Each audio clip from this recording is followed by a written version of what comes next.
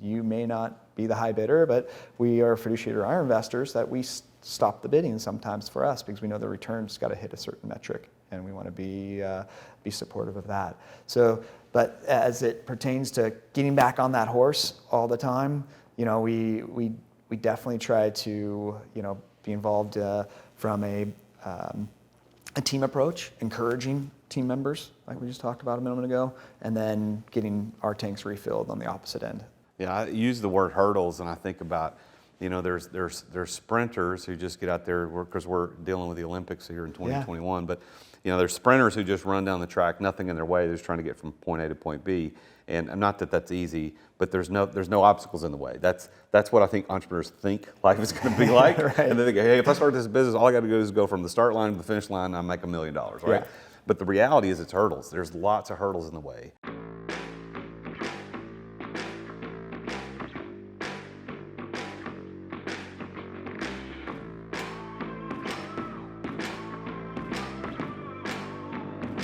In today's ultra-competitive business world, being a successful entrepreneur or business owner can be very challenging. Fortunately, contemporary times have blessed us with resources for tackling those challenges and getting us to success more quickly than we could have imagined. Welcome to The Root of All Success with the real Jason Duncan, a podcast that explores how the world's most powerful entrepreneurs grow incredible companies. This podcast looks at the 5 keys to unlocking success as an entrepreneur. A successful educator turned entrepreneur, Jason's mission is to use his gifts of teaching and leadership to help others get the results they want out of life. Join Jason every week and learn the keys to grow a truly successful business. Well, welcome back to the podcast. I'm the real Jason Duncan. Thank you for tuning in. We've got a special treat for you today, especially if you are watching this on YouTube. We're on location in Lincoln, California, just north of Sacramento.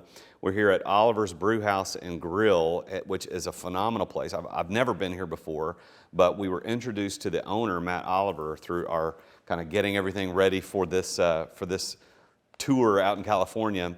And Matt was gracious enough to allow us to do the podcast recording here today. So we got 3 guests that are coming in today. You're going to get to meet my guest today in just a moment. But I do want to send a shout out to Oliver's Brewhouse and Grill here in Lincoln. And they've got a couple of other locations too. But go look them up, Oliver's Brewhouse and Grill. It's a phenomenal place. It actually reminds me, for those of you who know Nashville and know the Standard where we normally record, this is very reminiscent of the Standard. Kind of got the old, even though this is not the South, it's got the old Southern feel, the Prohibition era type of things. As a matter of fact, we're in the Prohibition room today recording this. So let me remind you, if you haven't gone to YouTube to watch these episodes, go to youtube.com/C as in channel /The Real Jason Duncan, and you can find the playlist for the Root of All Success podcast. Subscribe to it, hit that little bell icon so that you're reminded and notified every single time a new episode comes out, and hit the like button on all the videos. I would really, really appreciate that very much. And if you listen to on any of the other podcast players, we have C-Suite Radio Network to thank. We are honored to be syndicated on the C-Suite Radio Network, one of the world's largest business platforms for podcasting and radio shows. So we're very happy to be part of their network. And as part of that network, they push us out to all the podcast players. So whether you're listening on Spotify or Stitcher or Google Podcasts or iTunes, it's because of C-Suite Radio Network. So go take a look at those guys too. They're phenomenal. And if you haven't subscribed or left a review, obviously, man, I mean, every podcast you listen to, they're asking for that. And there's a reason.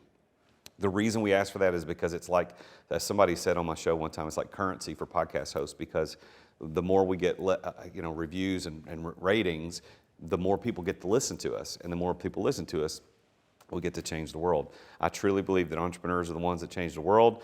And as such, as a coach with my consulting company Results Through Integrity, I coach entrepreneurs just like you to get the results that you truly want out of life. If you're interested in a free coaching session, you can go to therealjasonduncan.com/free coaching. And you can apply right there. I do 1 free session a week with 1 entrepreneur somewhere around the world. No matter if you're early stages, middle stages, late stages, we just go over 1 issue completely free. It's my way to give back to the entrepreneurial community. All the other coaching that you want me for, I actually charge. But that 1 free session a week, I do every Tuesday, I do 1 session with somebody around the world. So go to therealjasonduncan.com/free coaching. All right, I want to tell you about the episode sponsor for today. We're very grateful to be sponsored by Nurture 360, and that's spelled Nercher 360.com. Nurture360.com/root is where you want to go for a special offer. Once I tell you what it is, you're definitely going to want to check it out.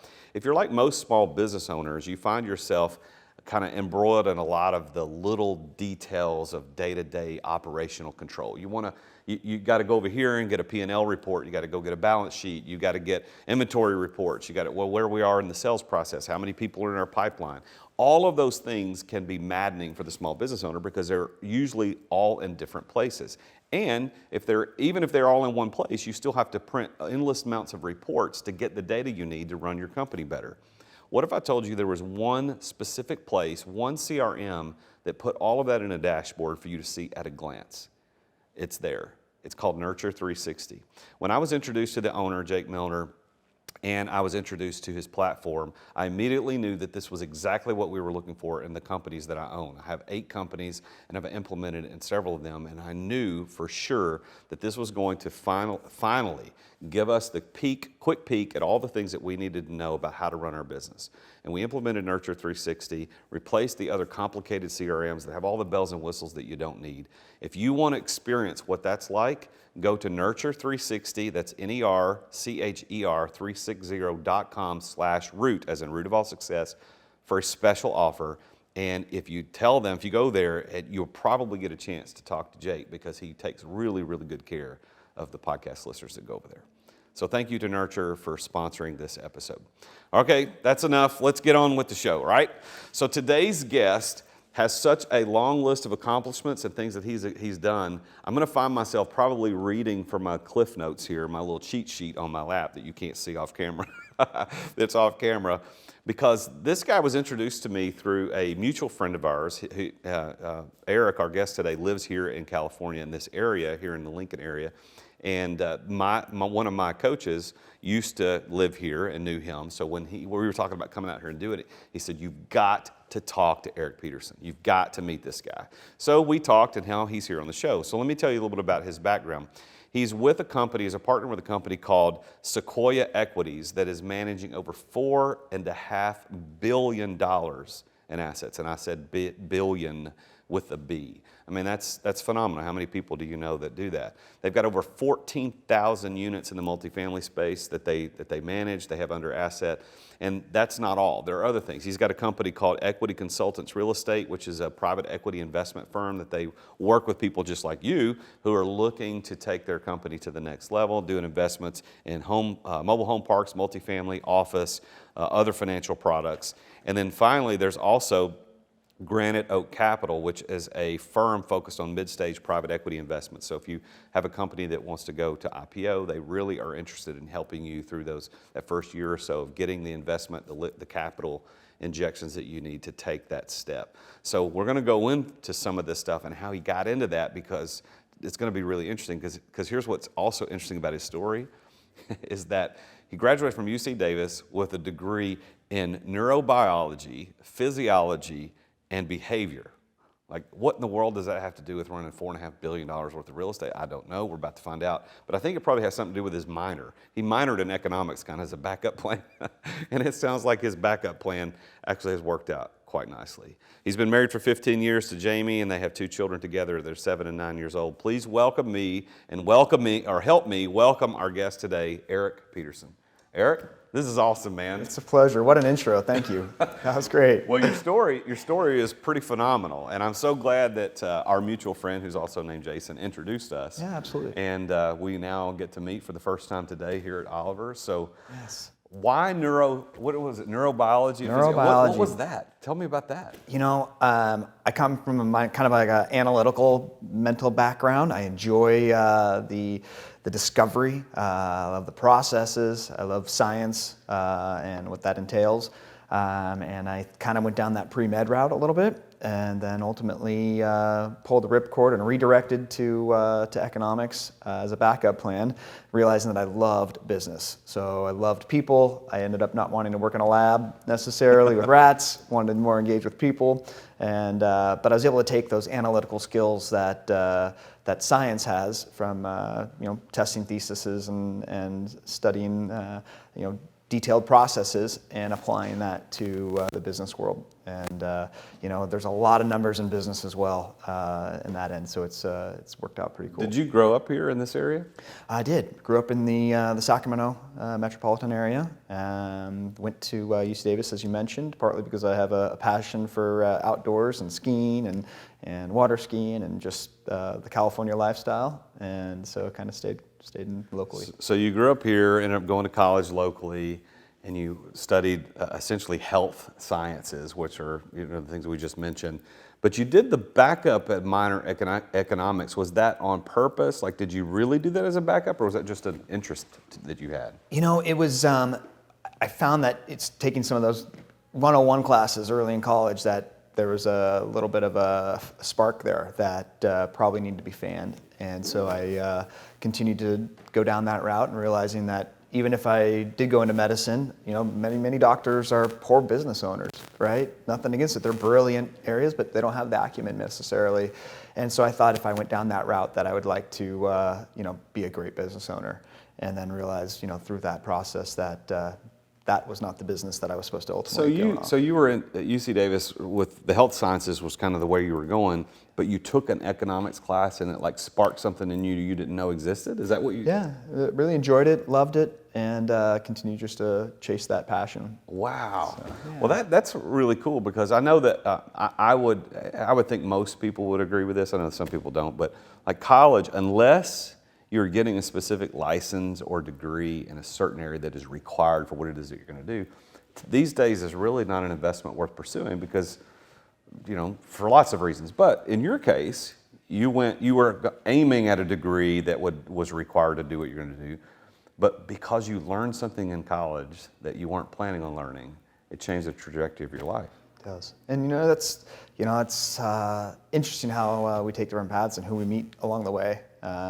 I did an internship at Morgan Stanley Dean Witter back in the day through that economics pursuit to learn about Wall Street more, understand how the IPO process works, understand what creates valuation, PE multiples, dividend ratios, et cetera, to get hands-on approach and understanding, back in the day of what the Wall Street was all about. And those little nuggets of opportunity build early. That kind of incited me to kind of get into what I was doing today. So you ended up pursuing and got the degrees in the health sciences, neurobiology, physiology, behavior. You ended up getting the degree in that in spite of the fact that economics kind of sparked something in you. So at what point did you decide to just abandon the pursuit of a career in the health sciences and you actually went into economics instead?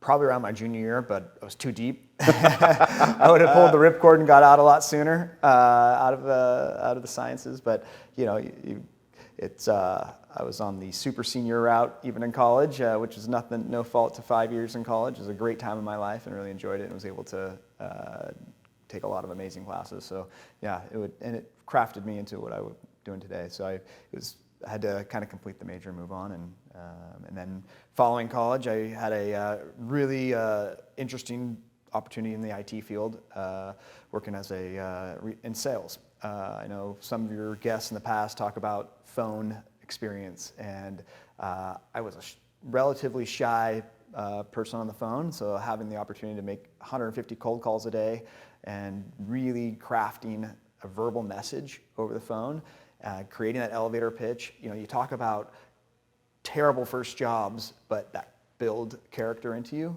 That was one of those. It's hard to make cold calls. I feel for all people that have to go through that. Probably at the end of the day, I am probably the nicest recipient of a cold caller ever. I'll talk to somebody for half an hour just to be cordial to them in that experience because I know what they go through on that. Wow. So at your house at dinner time when the phone rings, you're like, I'll take that one. Yeah, totally. So, all right. So now, when did your entrepreneurial journey actually start? Kind of give me the details about that first launch into the entrepreneur space. It probably started similar timing of when I worked for this networking hardware reseller. So learning that a lot of businesses out there are, for better or for worse, reproducible.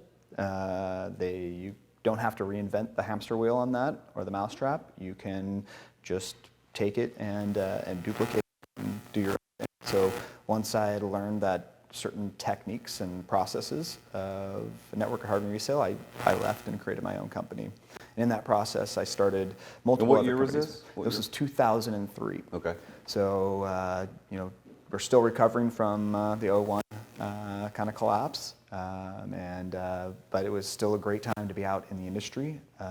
From as far as IT perspective, it was rebuilding a ton. So I started let's back up a second. I had an idol, Wayne Huizenga, at that time. He was the owner of the Dolphins, founder of Blockbuster. Don't know his personal background, but was idolizing his business acumen. He often would create businesses that were based upon a rental aspect. You rent DVDs, he rents water coolers, he rented dumpsters, Waste Management Corporation, he rented seats at sport events, the Dolphins, right? So he would rent the rental model that could be utilized over and over again. And so I thought to myself, well, how can I repeat that in something here? And during '03, construction was booming in a lot of areas, and so we started a chain link fence rental company. And that was one of my first little tiny businesses outside of, in conjunction with the network and hardware. So we would schlep fence all around and had guys that would drive fence all over. So you were actually doing the fence. It wasn't you were raising money for somebody else to do it. You were actually started the fence company. This was one of those early, like you talk about people with paperboy routes and stuff like that, or whatever. So this is one of those early entrepreneurial. So that was in '03. When did you graduate from UC Davis? '01. So a couple years out of college, you already abandoned the health sciences because you really saw an opportunity in economics. You really liked it. There was something passionate kind of driving you inside that. You start the fence company. What happened to the fence company? Did you sell it or? It was operating until even just a couple years ago. And then we ultimately, as all entrepreneurs learn, there are limitations in time, right? You have to choose where you want to spend your time. So we sold it all to another fence operator. So man, you've had that a long time. Yeah. Well, it's the downturn. We had banks renting our fence to protect assets. And so we had some of this product on yards or on properties for 10 years. So it was just no reason to do anything. We put it on the site and forgot about it. We basically forgot about it because we just kept getting the checks in the mail. So not wow. So the idea of figuring out early as an entrepreneur what you could do to rent things, which today we would refer to as a subscription model. Yes. That phraseology didn't exist back in '03, but now it does, the subscription model, because certainly the Blockbuster guy didn't understand the subscription model, which is why he went out of business. But he understood this rental thing is really important. So you had the fence company was your first foray into entrepreneurialism, which was successful in the sense that it provided passive income for you. Well, not totally passive, but an income stream for you for quite some time. What next? What was the next step in your entrepreneur career? About that time, I was also getting into real estate pretty heavily. I ended up actually starting to work for one of the, it's called a subsidiary of Sequoia Equities, who I'm currently a partner with. Sequoia Equities, yeah. Okay. So we were out looking for product all over the West Coast. And when I say product, that's apartment complexes. So we started running financial models, chasing deals, doing market analysis. The company was just over 6,000 units back then. And we've grown it to the 14,000 plus units that it's at today. Wow, that is a lot of multifamily. And so that how many people are on your team at Sequoia? So there are 450 employees now at Sequoia Equities. So I'm assuming that means you do your own property management as a result of that. Yeah, that's great. Yeah, exactly. So there's over 30 plus people in our corporate office, and over 420 some odd great people at every site that help manage it. And it's a process, right? So one of the things that we've learned that it's the human capital, and that's probably not very personal approach to it, but the people really matter. Not just the clients, the people, but the employees really matter. And I think that's, comes back to what has made Sequoia very successful over the last 20 years that we've been a part of it, by continuing to focus in that area. The balance that housing provides, it's a very, very needed aspect, and you're impacting people by helping provide a really killer experience for them in that process. So the Sequoia Equities wasn't something you founded, but you're a partner in that company. Right. And now, but you did go and found, and I'm going to have to look at my notes because Equity Consultants Real Estate. Is that, so you founded that company Right. as kind of to supplement, it sounds like, a little bit of what you're doing with Sequoia. Yep, exactly. And they've blended together a lot in the last couple of years. So one of the things that we do at Equity Consultants is a real estate syndication company that takes high net worth individuals' capital and deploys it into specific assets. So it's given us a chance to offer products to people that often aren't familiar with real estate, aren't familiar with how to put money to work. But it's given them the opportunity to potentially retire early, or have additional income outside of their day jobs. Many professionals are very savvy in their business, but don't know other areas outside of their core focus. So our investment real estate has given them that chance to be able to build a legacy for their families. And is that, I would assume that's accredited investors only that you're working with on that? Yep. And exactly. then what, and I don't want to get too deep into the details you may not want to reveal, but like, is there a minimum investment that you take for that side of things, or is that something you could talk about publicly? Yeah, no. So we follow the Regulation D offerings, those 506Bs, 506Cs offerings. Those are established originally or expanded within the Jobs Act back in the last downturn to allow public solicitation of opportunities, investments. The minimums are regulated by private placement memorandum, so we can do minimums down to $25,000. There are some that allow even less. We tend to keep it at that minimum, just because it's pretty unruly. If we're raising $15 million and they have $25,000 chunks, it's a lot. So so we try to, it's intended to be, $100,000 plus investments for people, partly because we're trying to, it's high net worth individuals, so that's $1 million net worth or more. So we try to push and advise them on how to slim down their investments to be really focused. Much like many entrepreneurs, we have too many irons in the fire, too much going on. It's hard to maintain focus. So when if somebody came to the company and said, "Hey, I want to put in 100 or 200, whatever it is there a time? Is there a time that usually the money is deployed, or is it more long term?" Yeah, great question. So within in apartments and the investment real estate side, it's very hard to acquire assets right now. It's a hyper competitive market. Yields are compressing right now. There's a ton of capital out there chasing these deals. So when we find an asset, and we take a lot of pride in being very selective. We don't do deals just for doing deals. We do deals that are going to be accretive to the investors long term. We're a fiduciary of their money, so we want it to be safe, secure, and sound. So that process requires us to find deals that are ideally, let's do a 7 to 10 year horizon. And within the product, we push for a 1031 at the exit. And a 1031 allows an investor to roll their proceeds without paying taxes into the next opportunity. So these are legacy assets that ultimately should be passed on to family members or put into trusts that can allow tax deferment for decades upon decades. Nice.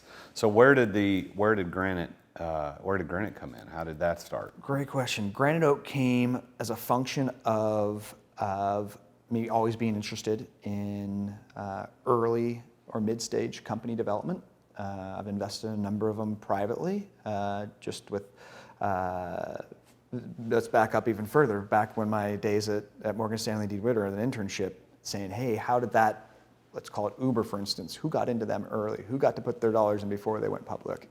That desire to chase some of those opportunities kind of is what spawned Granite Oak Capital. So we ended up, a couple of parties and myself, we pooled some capital together, and we've taken down a number of Series A funds. Some of them are going to be going public in first quarter of 2022. and we're really excited for those companies. That is a lot to deal with there. That's you've got $4.5 billion in multifamily that with Sequoia. Then you've got your kind of the other company that helps.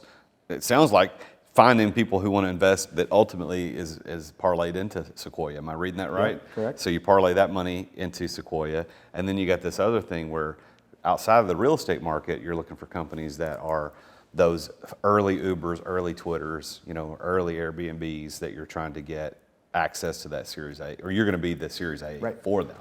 Well, it is a lot, right? But much like yourself with your companies, we come back to our people, right? The people that help build that, and it's finding great people that you can hand the keys to help drive a portion of that business.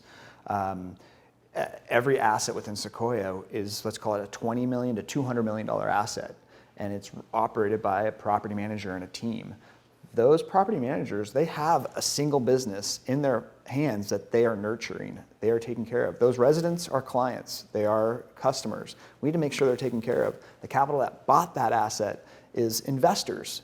We need to be the fiduciary to those investors. If we're not taking care of both sides, the clients and the investors, we have unhappy parties involved. So we have to all rely on our team members, and we try to treat them as best that we can at all times, and recognize that they are here to work and have fun, and we try to provide a really great environment for that, and compensate them as best that the market can allow for the property too. Well, I love that part of it, because part of the central tenets of the things that I teach when I coach people how to exit their business without exiting is that the fourth step is invest in people. And it's about treating them the way you would want to be treated, because I truly believe that your employees, and I know you know this to be true, is that the way you treat them as the owner they will never treat your customers better than you treat them. Yeah. Like they're going to treat their customers the way you treat them as the employees. So how do you, as a owner, as a partner in these companies, give me one or two ideas about what do you do special to make sure that your employees enjoy the culture and the company and give their committed time and energy to the business? That's great.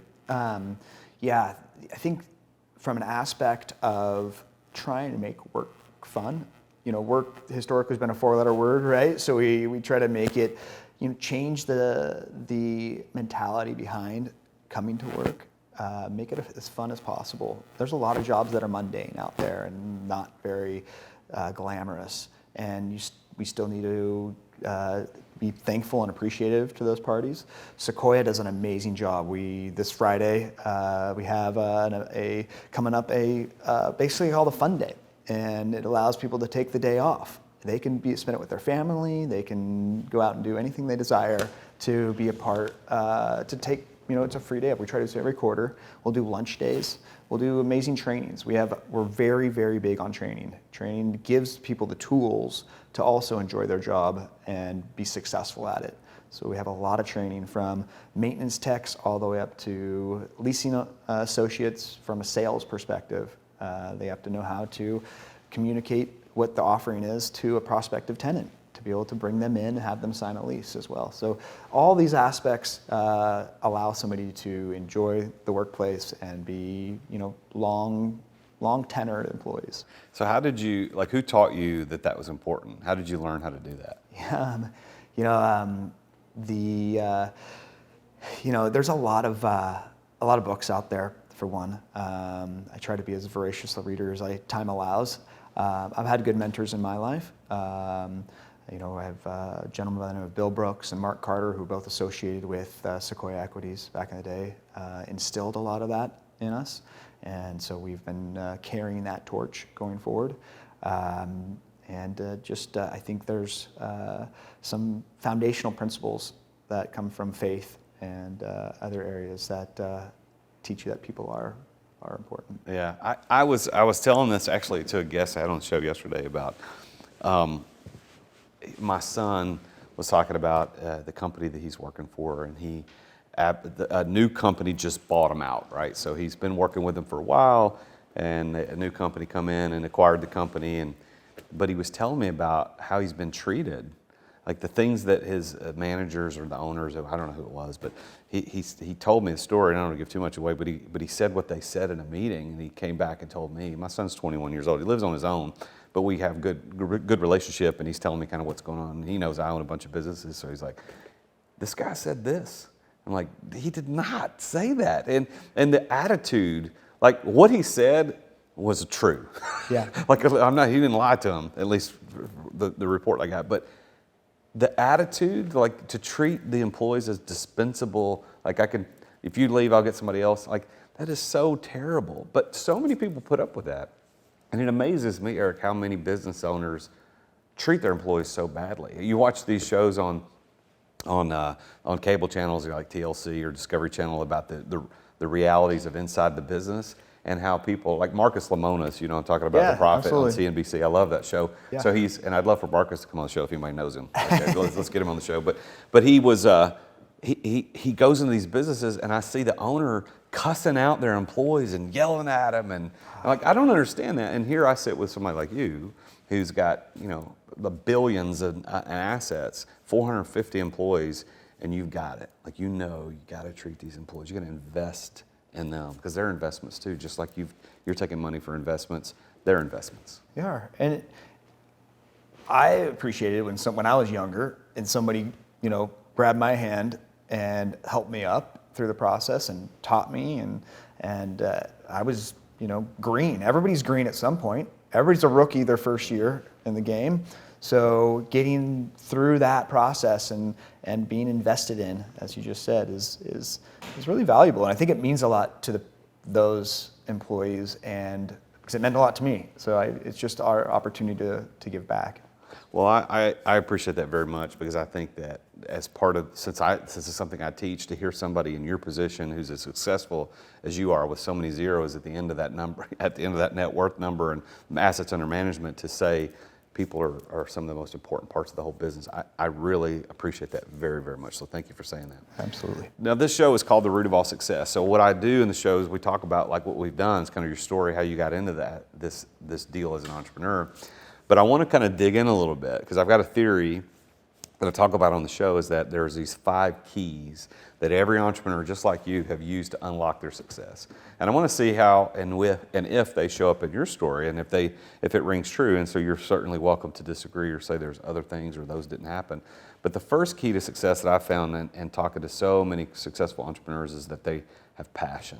And not in the sense of passion in terms of emotions and like just I love it and I like it, but passion in the sense of, which the original word passion means willing to endure.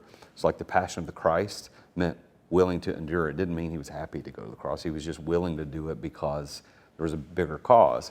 So did passion and willingness to endure, were there times in your life as an entrepreneur that you had to push through some crap, but on the other side of that was success? Can you think of any time when that happened for you? Oh, I think all entrepreneurs and all business owners go through that, and hopefully they get over that hurdle, right? But I mean, there's a lot of long days. Doesn't matter. There's still long days.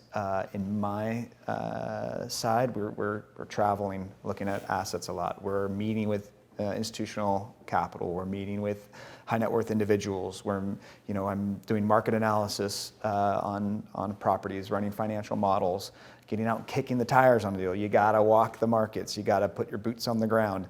So there's a lot of time and effort involved. And at the end of the day, that doesn't mean that you win the deal or you're gonna get that investor to come on board. But you've gotta take the steps, and you've gotta continually recharge your own motivations to get back out there and keep trying.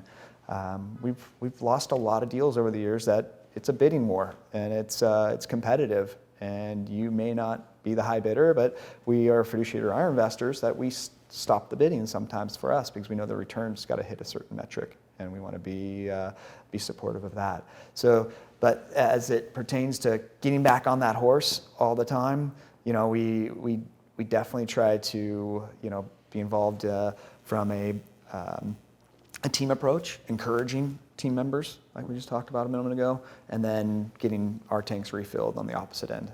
Yeah, I use the word hurdles, and I think about You know, there's sprinters who just get out there, because we're dealing with the Olympics here in 2021. But you know, there's sprinters who just run down the track, nothing in their way. They're just trying to get from point A to point B. And not that that's easy, but there's no obstacles in the way. That's what I think entrepreneurs think life is going to be like. Right. And they think, hey, if I start this business, all I got to do is go from the start line to the finish line, and I make $1 million, right? Yeah. But the reality is, it's hurdles. There's lots of hurdles in the way. And a sprinter who has a hurdle thrown probably doesn't know how to deal with it and is probably going to quit. But a person who's been trained and understands the mindset that I got to jump over these, like, because the finish line is on the other side of those hurdles. And so for you as an entrepreneur, you've had to jump through hurdles. Like, you bid on a deal, you think, man, this is going to be an amazing deal. You lose the deal, but you didn't quit. Yeah. You just went and bid on another one. Got to keep going. Well, it's like any other, you can bid on an RFQ for a project that you're working on, right? And you may spend weeks or 40 to 80 hours preparing to win this, doing an analysis, and then they go with another vendor, and it stinks. It's painful. Hopefully you can do some post-mortem analysis and say, why didn't we win that? How can we change?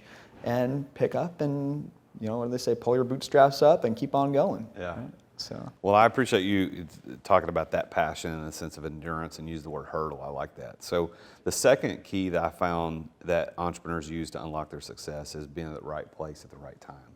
So I don't know have you ever thought about this, but just listening to your story is that you sitting in that first economics class at UC Davis was probably the right place at the right time, and you might not have ever even thought about that, but like, if you hadn't registered for that class, you would not be sitting here with me. Not likely that you would be sitting here with me doing this podcast, because you might not have ever gone down that road. What do you think about that?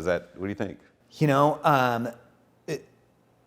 Right place at right time for entrepreneurs is an interesting concept, right? Because a lot of people say, oh, Jeff Bezos is lucky, billionaires are lucky. They got there. There's no luck involved. There's a lot of hard work, and there's a lot of putting yourself in the right place. And they might have been in the wrong place the first 10 times, but by continually persevering and having the passion that they did, as you just talked about, they ultimately will get to that right place. And I think that's how entrepreneurs are often successful. Yeah, it's not luck. The harder you work, the luckier you get, right? I mean, if you put I've traveled across the country to come out here and meet essentially strangers to do a show, but what's the fruit of this? Well, the fruit of this is relationships. Like, I hope that you and I continue to stay in touch, and I may want to invest in one of your apartment complexes because I love multifamily. Like, this is not lucky that we met. We've made our own luck. We're doing it. We're putting ourselves in the right place. But I really do think, though, that even though you had to go to college, you had to actually choose to register for that class, that was a pretty cool place for you to be at the right time to get your mindset. And then meeting the partners at Sequoia and the other places, those are probably cool stories behind how you met those folks too. Is there any other right place, right time moment for you? I think in building relationships with people, just like what we're doing here, the same thing happens with, for a lot of properties that we purchase. I've met owners of properties, and the time came over 10, 15 years of relationship building where they say, Eric, we want you to buy the property. We want you at the first chance. That's the perseverance within your niche of your market. Maybe it's winning a deal on, a construction bid, or maybe it's, winning a sale on another large project, or getting an investor, for instance. It's the perseverance, being in that over a long time. It may not happen today, but it's that perseverance over maybe 10 to 15 year relationship that something comes out of it. It doesn't have to be, a lot of relationships we don't have for the sake of business either. It's for the sake of just friendship and engagement and the human interacting that hopefully a lot of entrepreneurs ultimately enjoy. And I know I enjoy that just as much as the other side. Yeah, man, I love that. Well, the third P is knowing the right people. Like, the third key, they're all P's because it's alliterative. It's easier to remember. The pastor and me from days gone by helped me remember. I got to do alliteration. But you got passion, you got right place, right time. It's also knowing the right people. So can you think back in your story, and could you share, like, who are some of the right people that helped get you to where you are today? Absolutely. There's been we already talked about all the support parties within the businesses that are influential. They're definitely key. The other is the people that at the other end that may have been solid supporters of my advancement. So maybe a founder of Sequoia Equities or one of the other previous partners that we've worked with. And then also on some of the companies that we invest in. Those people, we're actually helping them, but at the end of the day, I'm learning just as much sometimes from their business models and helping them get to a certain stage. So all our investors and clients and everybody that work with, there's a different aspect in different areas that they've definitely given back to me, I feel like, more than I've given them. Well, I love that your first inclination to answer that question was your employees again.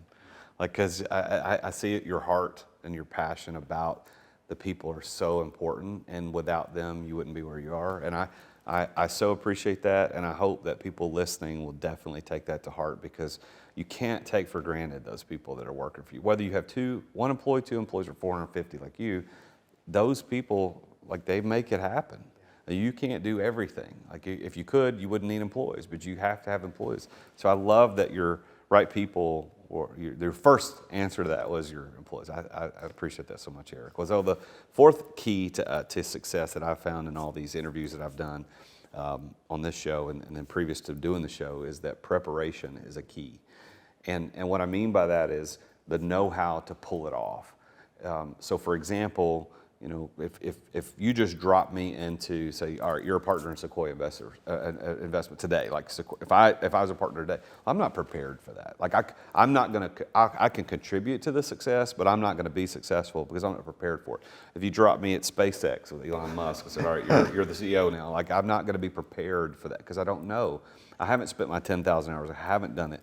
What do you think prepared you most to be successful in the real estate and the private equity space?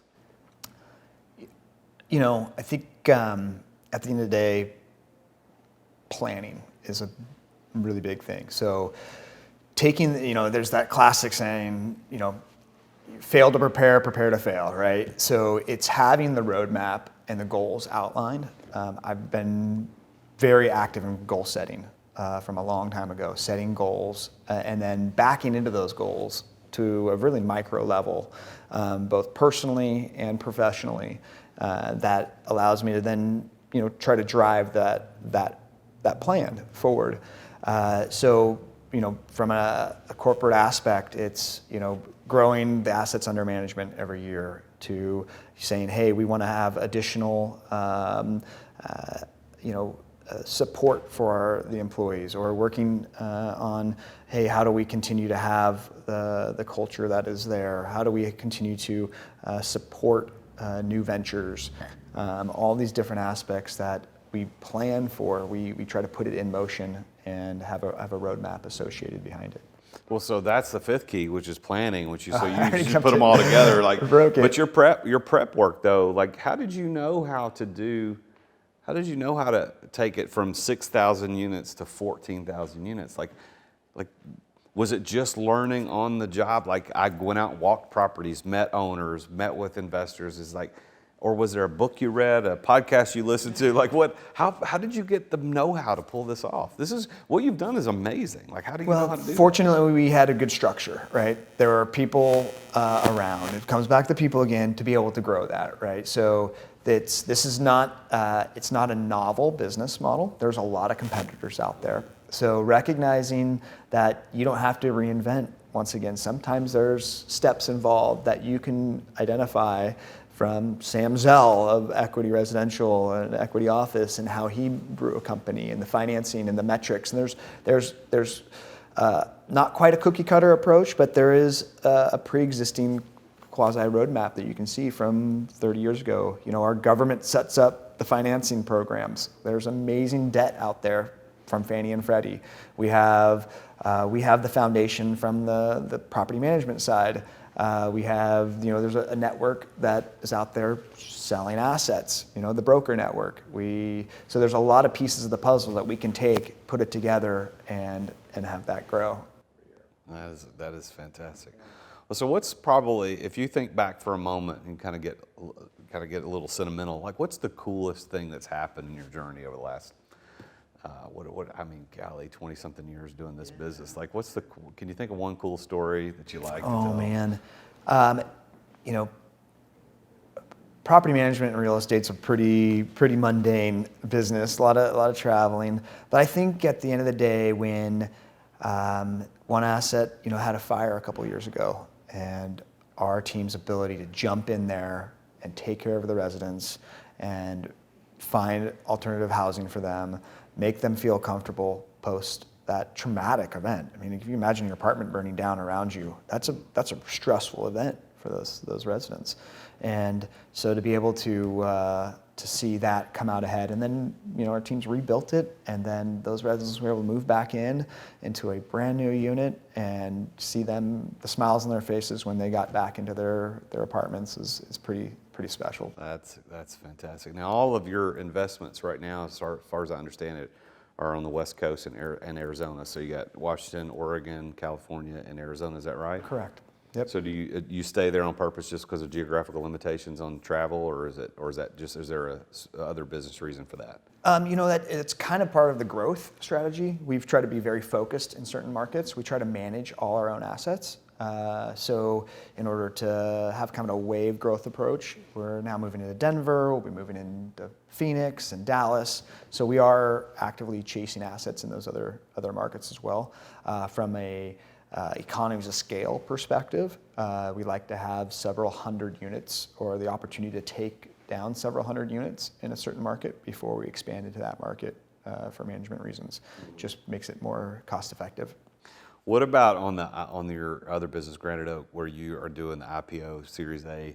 I know that some of that stuff you can't talk about publicly because it's just all private stuff behind the scenes, but is there a cool story in an IPO opportunity that either went really well or went really badly?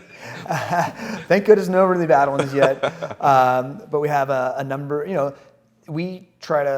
we're, let's call it asset market agnostic. So as it pertains to a specific market, it can be from pharmaceutical, it can be CBD cannabis, it can be in insurance. We will scrub the deal, scrub the ownership, scrub the leadership team, and get our hands dirty to evaluate that opportunity. We are all where none of our investments have gone IPO yet. The fund's only about 24 months old, 36 months old, and we're right at that spot where we're about to harvest some of those. So maybe the next podcast I'll have some information for you. Yeah, that would be great. And I told you pre-show, like the guests that I've got a guest coming on the show later today that I think you definitely should talk to. And then I had a guest on the show yesterday that, and all these episodes are going to be released simultaneously, so I know that they're going to be released in the future, but they're all going to be in order. But one of the guests I had on the show that I think there's a connection that I can make for you that probably will help you. Again, I believe that knowing the right people and being in the right place, right time is a key to success, and I want to help you connect some of those dots. So, thank you. Likewise. Well, what would you say, Erik, to entrepreneurs who are out there listening to this show that they're really entrepreneurs? They haven't really started yet. What one or two pieces of advice would you give them to help them on their journey to be an entrepreneur? Oh man, great question. I think the hardest thing for many is fear is such a debilitating, let's call it a disease. Fear is hard to get over. And so taking that step to move forward in any capacity and going for it. There's a great book that if you want to walk on water, you got to get out of the boat. And I'm sure you've read that or seen it. It applies great to entrepreneurship as well. You've got to get out of the chair. You got to get up. You got to take action. So taking those first steps are big. It's funny you asked that question because I have a really good friend that we've talked about. He's wanted to do investing in real estate for a long time, and he wanted to do his own deals. And this is probably a decade-long conversation with him. And finally, this last year, I said, "Okay, if you don't buy a deal this year, do anything, you have to stand out on the street corner in a dress saying, I'm too scared to buy real estate. And he, lo and behold, about a month before the end of last December, he ended up buying a VRBO, and he's now starting that business, and it's been phenomenal for him. He grosses over $10,000 a month, and after expense income, it's been a game changer. But he was too afraid or had too many steps of what he thought he needed. Sometimes you just got to go for it and jump into the game. Yeah, success doesn't come to those on the sidelines. Success comes to those who are in the game, playing the game. So, how would you define success in your own words? What would you say success is? Oh man, success to me is supporting the people around you to find personal fulfillment, personal growth, having others accomplish their dreams. That to me is, at the end of the day, what can drive happiness for me. And success is different for everybody. Sometimes it's a number, right?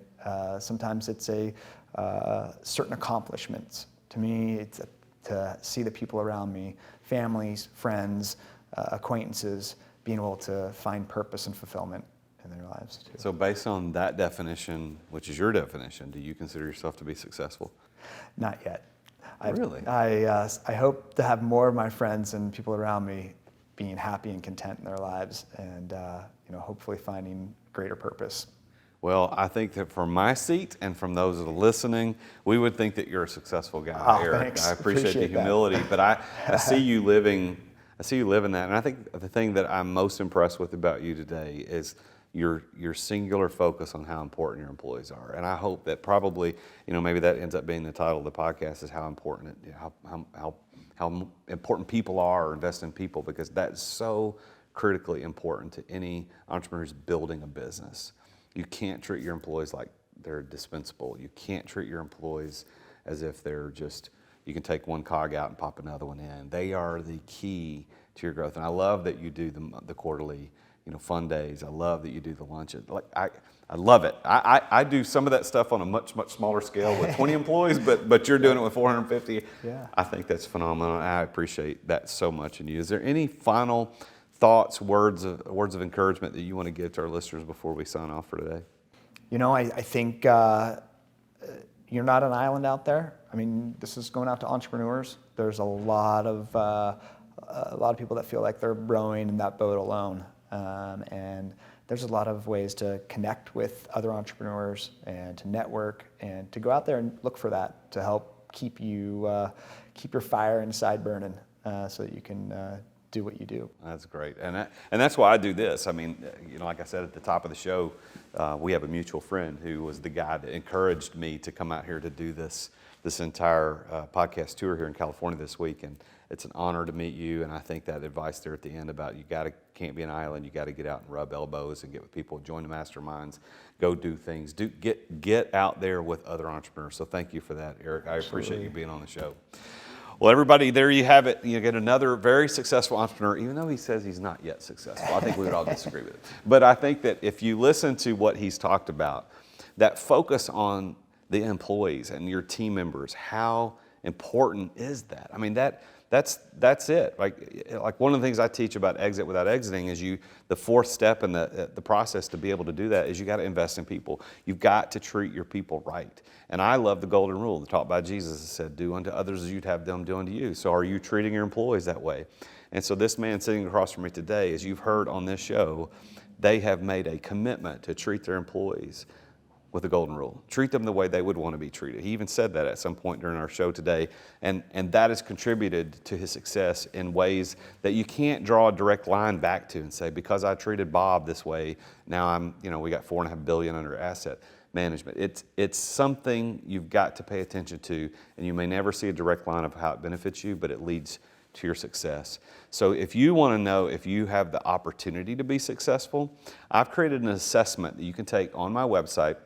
you can go to therealjasonduncan.com/success, and you can take a 17-question assessment. It's completely free. It's my gift to you for being a listener to the show. Just go take that assessment, and it'll run through your ventures. Like one of the first questions is, what business venture are we talking about? Maybe you own a shoe company, or maybe you're selling cars, or maybe you've got a pressure washing company. Whatever it is that you're doing, it'll run through the 5 P's that we've talked about, of passion, right place, right time, right people, preparation, and plan, and give you kind of a personalized report, a kind of an opportunity. Are you going to be successful in this? And if it says that you're probably not, then you could take that under advisement. That doesn't mean you won't, but you could take that under advisement. And of course, beyond that, if you want to reach out to me or one of my coaches, we could talk to you about how we can engage with you and get you to that success. So thank you for listening today. Please make sure that you subscribe and rate the podcast. Give us a 5-star review. We really appreciate it. As of the recording today, I think we have 28 5-star reviews, all 5-star reviews on iTunes, and I appreciate that very much. If you're one of those 28 people who left that, thank you from the bottom of my heart. I thank Erik again, Erik Peterson, for being here today. It's been a fantastic conversation with him. We'll see you next time. Well, actually, the next show will be also here from the same room from Oliver's Brewhouse and Grill here in Lincoln, California, on tour with the Root of All Success podcast here in California. I'll see you next time. We talk to another successful entrepreneur about his journey to, the next guy, it is a guy, about his journey to success and how he did it. I'm the real Jason Duncan, and until next time, remember, Jesus is King. Thank you for listening to another edition of The Root of All Success with the real Jason Duncan.